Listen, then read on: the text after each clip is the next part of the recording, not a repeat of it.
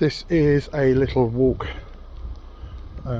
beside my friend Arthur's seat, of course, and I'm back taking this route after, just for the sake of change, taking some walking routes up the Royal Mile, and living down here temporarily in Abbey Hill has given me the opportunity to change the route, but I think this is my favourite one, and I think I'm going to take you through this little secret gateway from Milton Street. So walk up here and then you don't see it until you see it, and then it takes you to a spectacular little view. Let's turn this round and let's head through the secret garden. I really enjoyed just this moment from urban to rural, a little bit anyway. There's a dog there, and we're in the last few days of the Fringe. I think I'm counting 4 or 5. It's hard to count that because some venues, quite big venues, are finishing before the official ending of the Fringe. Others run right to the end.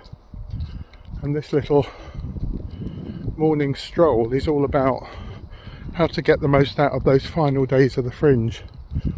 And I don't think there's a definitive answer to that, but there's plenty to think about that can be really practical. I'd say route A towards the Edinburgh Fringe is just being in a place of acceptance and making the decision, if you haven't already done, to leave things as they are. And whether you've got reviews or not in these last weeks or week or few days, whether ticket sales are strong or not, and I heard from someone yesterday we've only got 5 pre-booked for the weekend, and you can still do all the usual things you might do to get that ticket sales level up with some flyering and so on. It's just to now breathe out, if you can afford to, and just do your show and try and enjoy your show.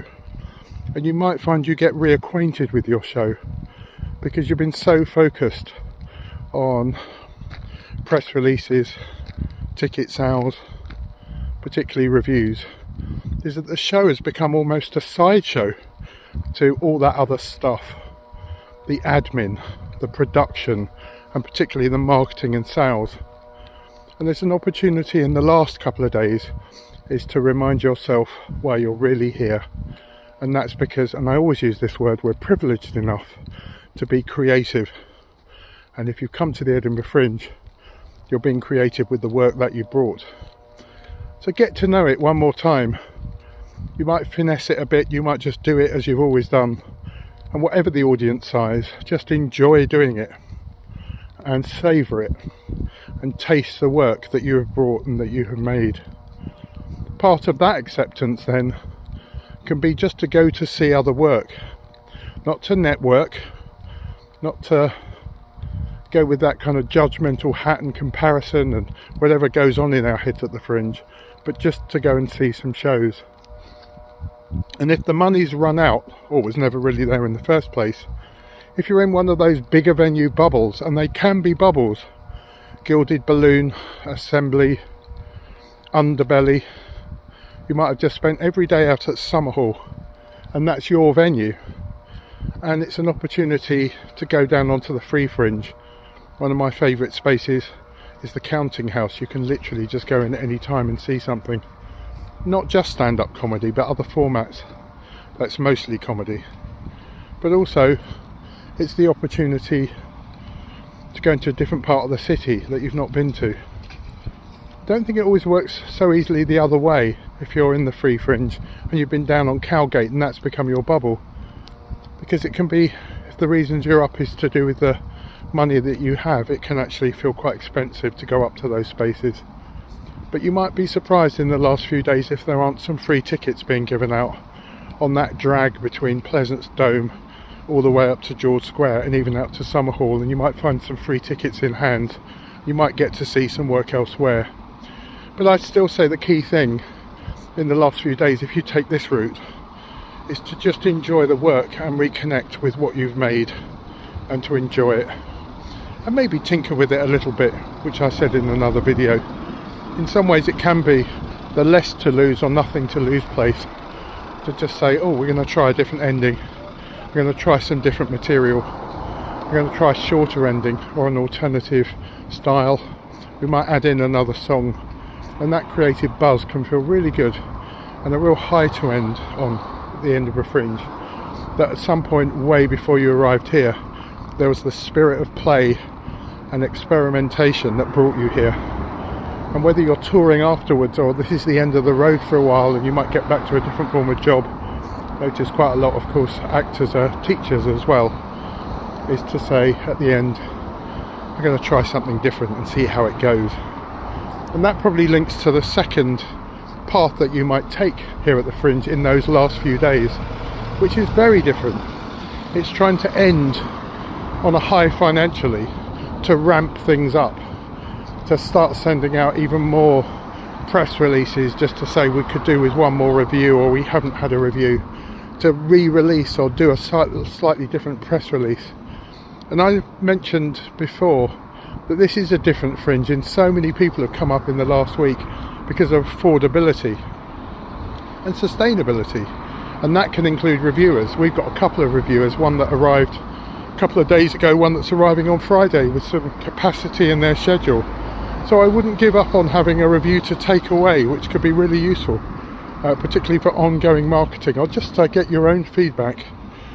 And it's still not late to get out on the Royal Mile or elsewhere and do some 2-for-1 offers, give some tickets out if you want audience, which might bring in just a bit of extra revenue right at the end. So the second one is to get even more clued up and excited about, we've got 3 more days to go, let's see if we can end on a full house, so let's get out and about. And that can involve all the usual things of breaking your own bubble of where you flyer, particularly if that hasn't worked too well. So you're going to flyer in a different part of town, and you're going to get very, very active on your social media, particularly where you've got the most influence, and you'll notice that from views, you'll notice that from comment. Oh look, there's Arthur's seat again, who's become my companion on these morning walks. So I think of path 1, which can be really good now, is just to cruise in a good way, not put yourself under pressure, breathe out the Fringe slowly rather than just at the end where you can have a really big emotional come down when you get home.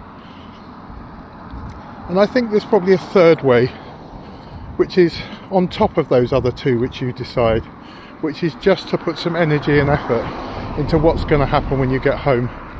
And quite often that come down is that you arrive home with a big bag to unpack. There could be a lot of laundry to do.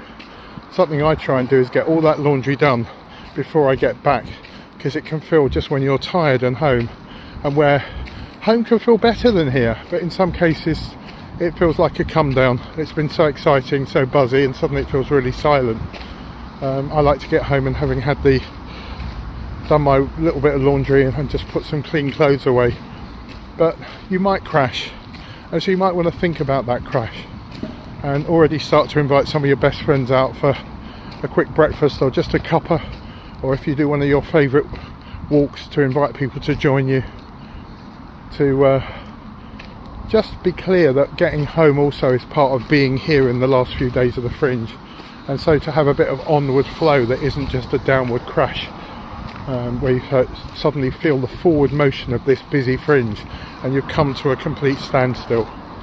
Of course, the other thing is just to mentally prepare for the real joy of this coming to an end, and just giving yourself, if you can, a day or 2 off, if you can, to still continue the feeling of, now I need to rest, now I need to stop, now I need to process before I go into the next busy phase. And I think that affects me. So I'm already just thinking about, particularly because I'm a tea drinker, who I might invite for just tea, a catch up, share some news, being aware that they may have questions for me, because sometimes home goes at a slower pace and people are really interested in what you've been up to. But it might just be, you go for a swim if you can, we live by the sea, go for a walk, go and do a bit of calming yoga if that's what you do. And if you've got none of those things available to you, it's just to have a bit of quiet, have a telly night, cook yourself your favourite meal, and go reconnect with the dog or the cat, but I think that can be really important. I think I'm suggesting there's a week 5 at the Fringe if you came up during week 0, and week 5 is still in terms of the Edinburgh Fringe, and it's a little bit of a stop and relax. Enjoy your morning.